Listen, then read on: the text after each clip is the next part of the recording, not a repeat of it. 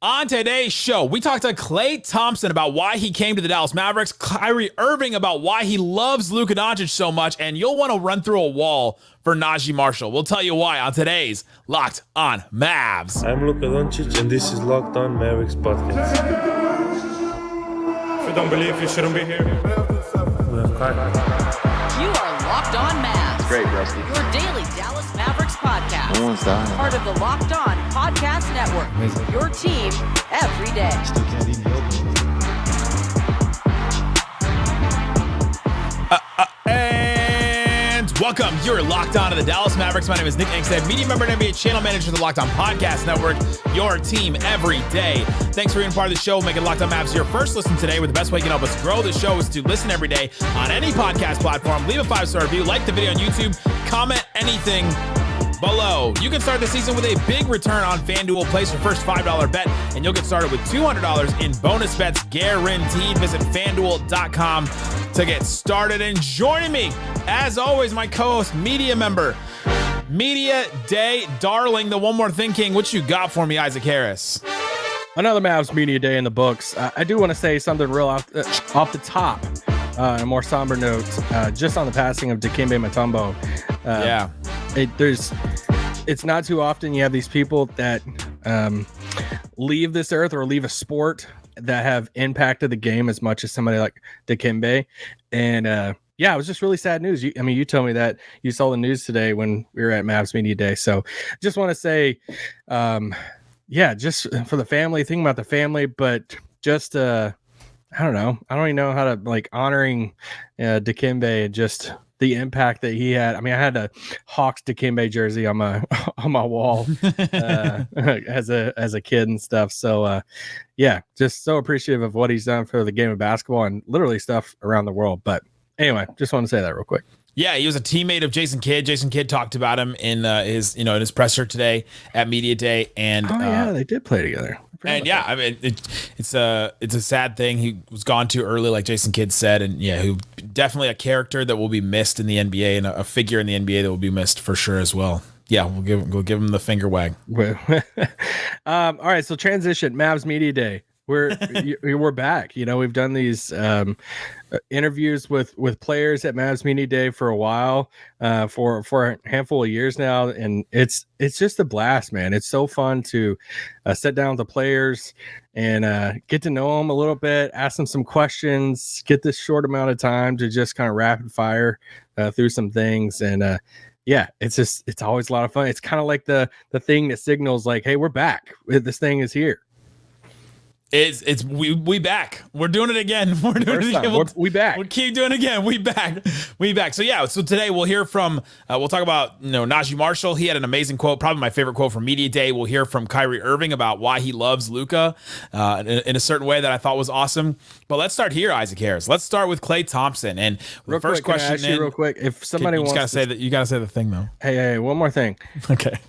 If somebody wants to catch all of our interviews with players, right, where can they catch all of those interviews? Great organic plug. You can go listen wherever you're listening to this podcast. You can listen to all the interviews. I posted episodes with a couple interviews each one, so you can go through and listen to them. And so listen there on the podcast, Spotify, Apple, anything like that. They're also on YouTube as well, racking up the views over there. So you can go listen and watch those anywhere, including this one where Klay Thompson tells us why he chose the Dallas Mavericks.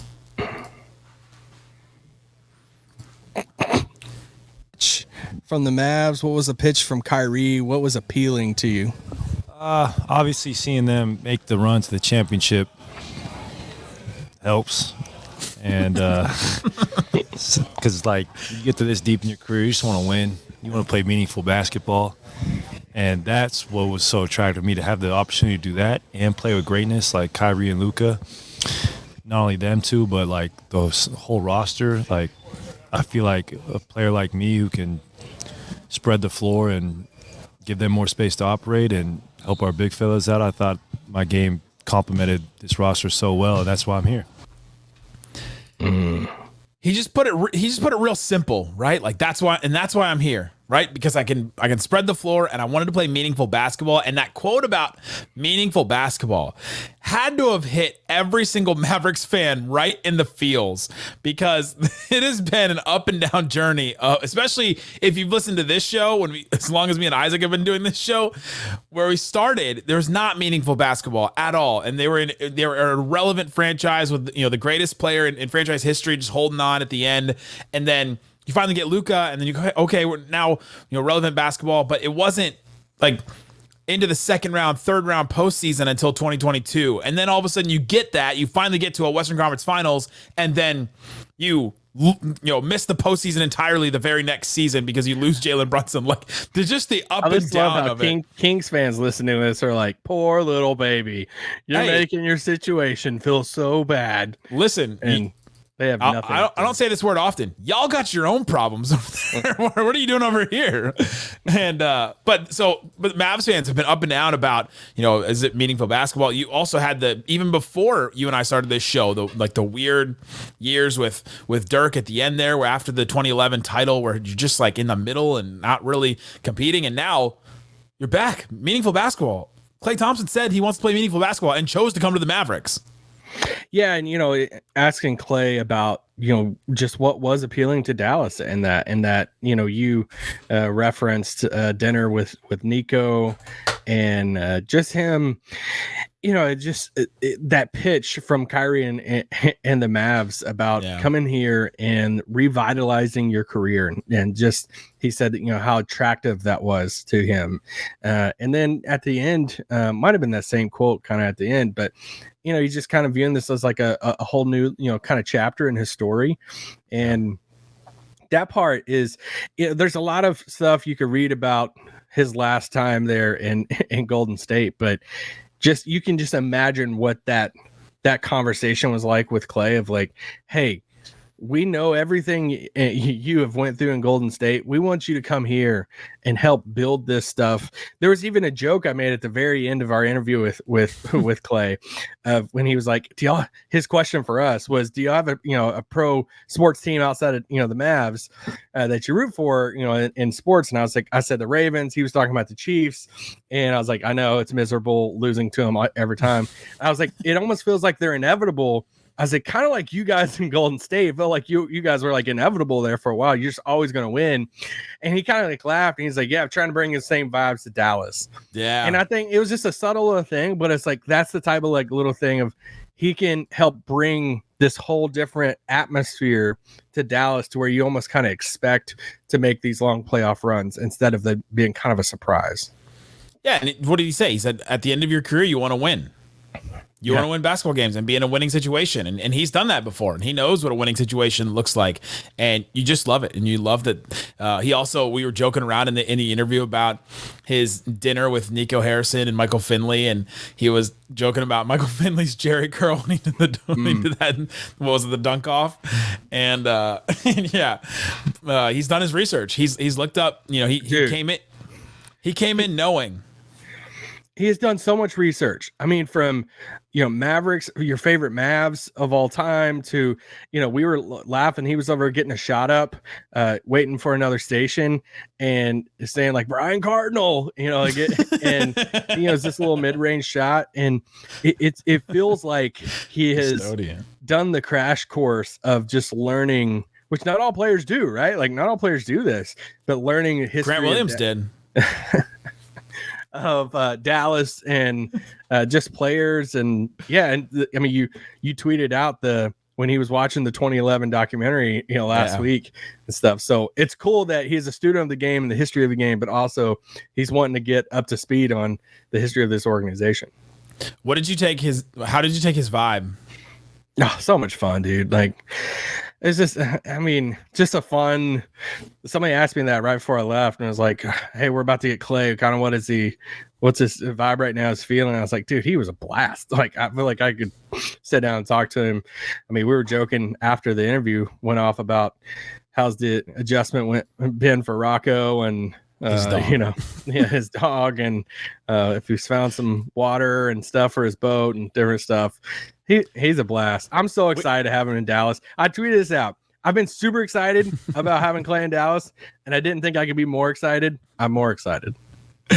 Yeah, my last question to him was going to be: people are nervous that you won't like Dallas because there's not as much water, and afterwards we got to talk to him about it. He goes, "Oh, there's water here." Like he's like, "Oh, we're good. Like we're good." Somebody has a creek in his backyard. Yeah, he did say he had a creek in his backyard. He doesn't live near a lake, so Everybody's on Google right now. yeah, let's find creeks. Turtle Creek. I have a creek in my backyard, and it is not. It's not Flex anything. honest. Okay.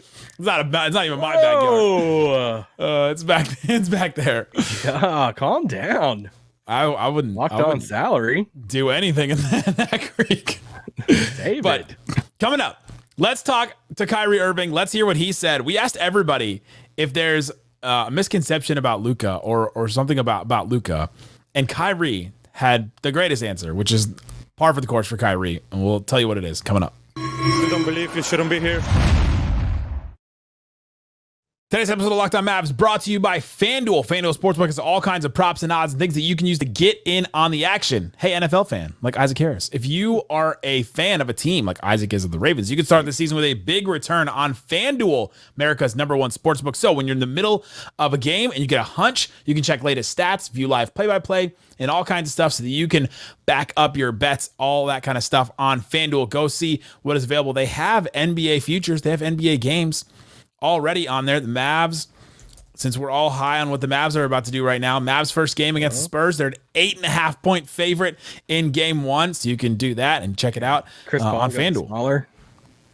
You can go, yeah, Chris Paul seems to have gotten smaller every time he takes a picture next to Victor Wembanyama. But go check it out. Everything else there. Get started with $200 in bonus bets, guaranteed when you place a $5 bet on FanDuel. FanDuel.com. It's America's #1 sports book. My first shot, my first make. Thanks everybody for hanging out with us on Locked On Mavs, being part of the show, part of the Raccoon Squad, listening every day. Appreciate each and every one of you for checking out the show. And go listen to our Media Day interviews. We did interviews with Klay, with Kyrie, with Spencer Dinwiddie. We asked him about Mama. We did ask him about Mama. As soon as he sat down, we asked him about it. We asked Quentin Grimes about why he didn't have a shirt on the whole summer on Instagram. We asked Nick and asked him that. yeah, I did Clarify that. and then we finally got the sit down we've been waiting for. Isaac Harris and Omax Prosper. It happened. It was great. I think I felt a little embarrassed. Well, I did blow up your spot really hard at the beginning of that. Nick made it really awkward at the beginning. And it's like, nothing like telling this guy who's early 20s that this, guy in his 30s I should have been older than him. I should have big asked, fan of you. I should have asked Omax. Omax, do you know about these Muse accounts on Twitter? This guy runs the Omax Muse account. Oh, I got some Omax takes, but those are in the third segment. I should have opened with that. But we asked everybody what misconception they have heard about Luka, or now knowing Luka for a little bit for some of them. What was the misconception you have about Luka? And Kyrie had probably the greatest answer, and this is what he said. And everybody about Luka. What's a misconception about Luka that some people have? What's a misconception? A misconception about Luka. I think I don't know if I could really pinpoint any misconception. I just think the talk around him is probably like the misconception of just whether or not he cares. Me as a teammate, I can't speak for Luka. I just know that I feel even more motivation when people are talking shit about him, just because I feel the need to protect him.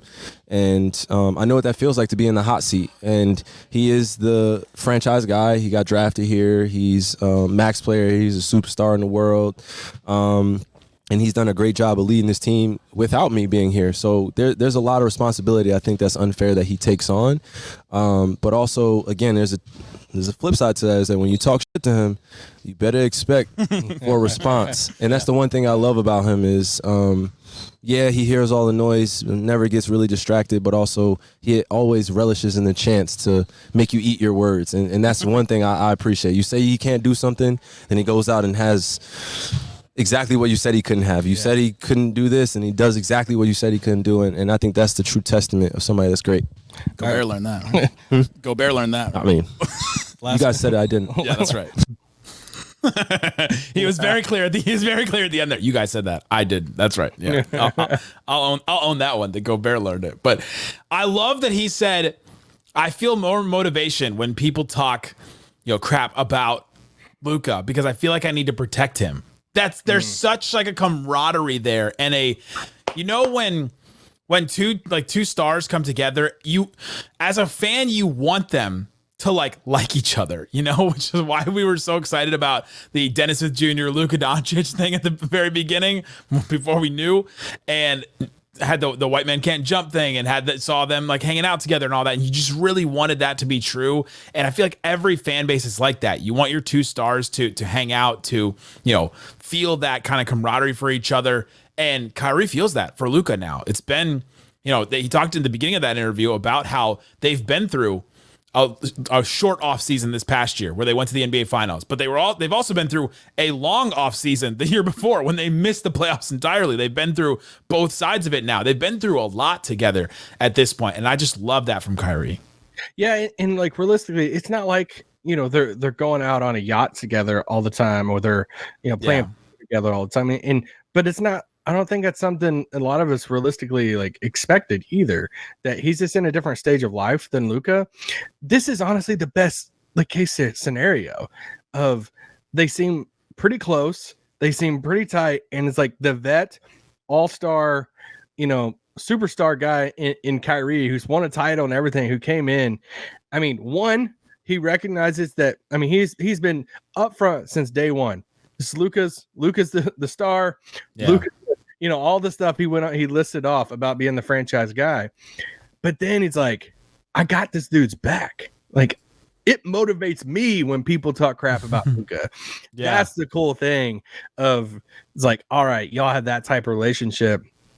And Kyrie almost feels like you get that. And I think that's the thing so many of us wanted, was like, all right, you kind of want him to have that big brother vibe, right? Like, yes, probably not going to be like bros and like hanging out all the time, because there's different stages of life, he's older and all that. But it's like, can he be that big brother relationship and be super close? And that's what it felt like hearing him talk about Luka that way. And just like, Kyrie's always going to go defend Luka Doncic. I love that. I love when he said that. The premise of our question too is like, what's a misconception about Luka? So the player has to think about what people say about Luka that is wrong. And Kyrie literally said, the misconception about Luka, whether he cares or not, he always relishes in the chance to make you eat your words, which is so what he does, right? Which is why I brought up Gobert at the end of that, because Gobert, was guarding Luka, and then all of a sudden Luka was like, you can't guard me after he hit that game winner against him in game 2 of the Western Conference Finals. And I love that too about Luka, that he just takes on all challenges, and anything that anybody says about him, he wants you to eat your words. So any misconception that he has, the guy that was telling him to go on a treadmill, that fan, remember last season, and all that, he's just gonna go after you, and he wants to make you eat your words. With I feel like a lot of NBA superstars, that's like a very clear, characteristic they all share. Yeah, and I want to say this about Kyrie, since we're talking about Kyrie in this segment here. We also asked this question to the rest of the players about Kyrie, and misconception about him, maybe some wisdom and stuff from him. And I know we've said this before, but I'll say it again. Kyrie is one of the most beloved players around the NBA. There's so many players who love this guy and look up to this guy, and to hear and see, and I almost went like kind of half pastor mode talking to Kyrie about it and like encouraging him. Almost got the guitar out. Of like, just encouraging him, like, dude, we've talked to so many of your teammates and they love talking about Kyrie, and they all will talk about how much Kyrie has impacted them, like as a leader, as Gafford said, as a husband. I mean, watching him, PJ said as a father. Yeah, be as a father. See Quentin Grimes, dude. I mean, Quentin Grimes' quote about Kyrie, and how much he's looked up to Kyrie, and how like he's watched, he's been one of his favorite players, most, if not the most skilled player of all time. Referenced, their runs out in LA a few weeks ago. Just players will rave about Kyrie Irving, and he's the leader of the team. And I'll say this, like, he's rising the ranks of my favorite Mavericks of all time. I know it's been He is, man. It's just, and I had a phone call with a friend afterwards in the car who obviously wasn't there, and I felt like I spent half the phone conversation again saying, "Dude, you just don't understand. Kyrie Irving's so much fun to talk to. Like, he is the most chill, cool dude. Like, if I could pick one player on the team, and he never would, but like that I could go hang out with and like just talk and get to you don't know more. that. We didn't have. we didn't shoot the shot. No, come on. He's just a cool dude. A great quote. Recognizes them, like our jobs and stuff. It's just, yeah. I feel like now it's just like locked on Kyrie now, but this is fun, man. It's fun covering Kyrie in Dallas. He gives thoughtful answers. He's thought through a lot of things. And I really liked his answer. I wanted to ask him the question about what was the difference between you home and away games in the NBA Finals, which is like not an easy question for me to be like, hey, you were terrible away in Boston. Like everyone said you were going to be. What was that? What was that about, basically? And I thought he had a really thoughtful answer about it. How it's a chance to redeem himself. His story is not done yet with that. And so go watch that interview. It's really great stuff from him. And we'll have more on the show throughout the week about it as well, because we'll keep bringing up more things that Kyrie said. But yeah, nobody said a bad thing about him, but we're going to put together that compilation of the misconceptions about Kyrie. And I hope that somebody shows it to him, because it was really great stuff about a person and a leader and a person on the team. And that was Kyrie. And so coming up, let's get into another person on the team who said some great stuff about himself. And I'm ready to run through a wall for him. Naji Marshall. I'm ready. Talk about him coming up. If you don't believe, you shouldn't be here. Shut it down! Let's go home! All right, Isaac Harris, we're talking about Mavs Media Day. We got interviews with a bunch of players. Go watch them on YouTube. Listen to them on this feed, wherever you listen to this podcast, Apple, Spotify, all that. We've got episodes with all the interviews, so you can go listen to them at your leisure. We talked to Naji Marshall. First time we talked to Naji Marshall one-on-one, and man, he's great. He does not hold the microphone very close to his face. The audio's whether the microphone was close or not. He's a very soft-spoken guy.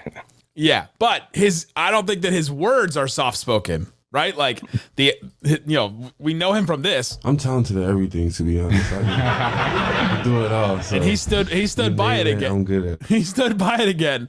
But I love this quote. We asked him, how would you describe your defense? And this is what he had to say about it. Your defense. Just tenacious. Never give up. I'm everywhere on the floor. I put my heart and soul into the defensive end, and just passionate about it. So I hope that the energy flows down to everybody else. People who may not been seen as defenders turn into one after this season. So just feed off good energy. He said people that may not be defenders will turn into defenders because the energy flows down from my defense. Like, how could you not love that about somebody? He's like, I want tenacious, and basically he said, I want to be an infectious defender and let make other people defend. And I think that's pretty awesome. First team all defense for Luka coming right up. And Jason Kidd was asked who's going to defend the number one player on the other side of the floor with Derek Jones Jr. gone, and Jason Kidd said Luka, so maybe he will. No, man, I love Naji, and I can't wait to watch him play. Same as you. It's like you hear him say that, and you're like, all right, you're going to become a fan favorite really quick. Like, fans are really going to like, especially if he's knocking down shots. But like, if he's playing the defense like we expect him to play, he's going to be a lot of fun. And he talked about putting his heart and soul into defense. He's passionate about it. Like, that's his thing. That's what he really wants to do and wants to be really good at. He's the knife for a reason. He cuts through. The knife. You want to do some other quick hitters of some other people?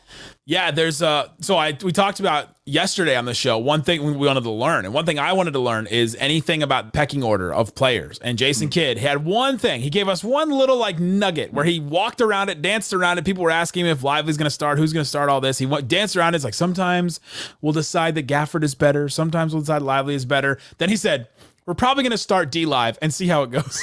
I was like, oh, okay. So everything you said before that is like, all right, they are doing it, which I think is cool, and they're going to go for it. But yeah, we did kind of learn that. They should. Yeah. They should. We all agree. Yeah. But I wouldn't put it past Jason Kidd. An interview today that kind of surprised me just because I didn't know him too much and just meeting for the first time was Quentin Grimes. and I really liked his interview a lot. It was a lot of fun, but just learned some things too. And I thought it was really interesting when we asked him about when he learned about the trade and just like how he felt about it and stuff. And he was talking about the trade and he's talking about Dallas, and I thought it was I loved how he worded it. And I don't, you never know. Like I think I was making a graphic about it earlier, and I was like, some people could take this out of context or see the tone of it, and I was probably reading too much into it. But he's like, dude, it's to be in a place like Dallas who has wanted me, for a couple of years, which I thought was kind of funny that he knows that Dallas is like went after him for a couple of years. It's true, though. He's not wrong. Just to get back, he said, just to get back playing somewhere that really wants him, and to be somewhere that you're really wanted. And just talking with the coaches, we asked him about the 3-and-D stuff, and he was like, the coaches here and talking with me, they see me as way more than that, because I think I'm way more than just a 3-and-D guy. And it was cool. It's clear that he really wants to be here. It's clear that Dallas really wanted him to be here. It wasn't just I think some people could look at that trade and be like, oh, they're just trying to get off money from Tim Hardaway Jr. Yeah. It looks like they really, really wanted Quentin Grimes, and they've wanted him for a few years, and now they got it, and he seems thrilled to be here.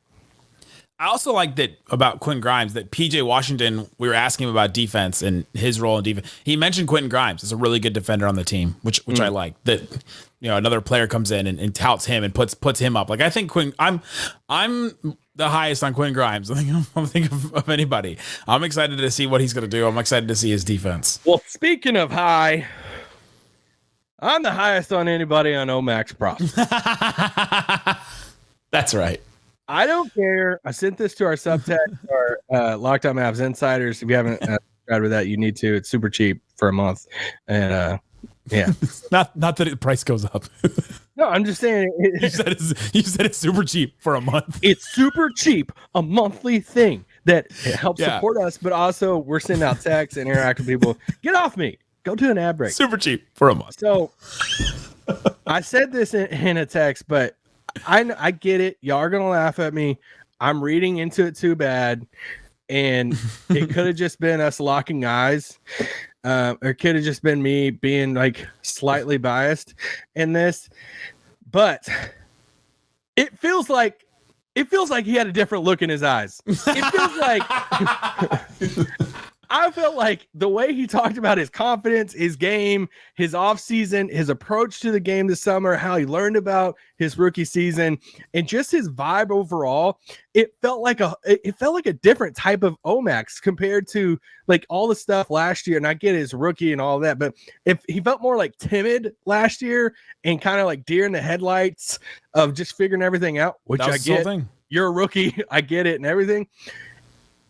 I'm kind of clinging to it now of like, oh, maybe some things have clicked, right? Like, and I just loved our interview. Nick made it awkward at the beginning, but it's okay. It's okay.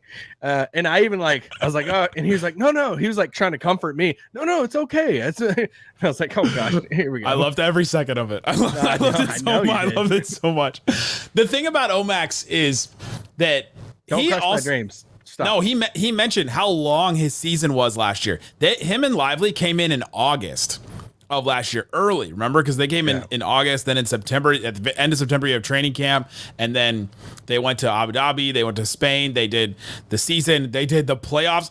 Omax went back and forth from the G League too. That's a lot. Like that's taxing on you.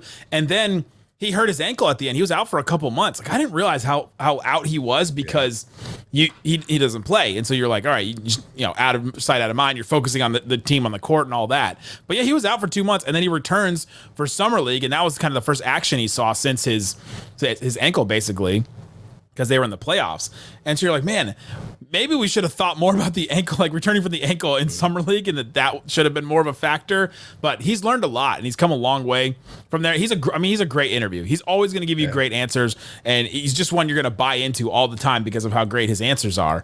I think we should probably go back and listen to like our Grant Williams interview and see like how much we were buying into his answers too, because he's a good interview as well. But there was a lot that went into him changing 8.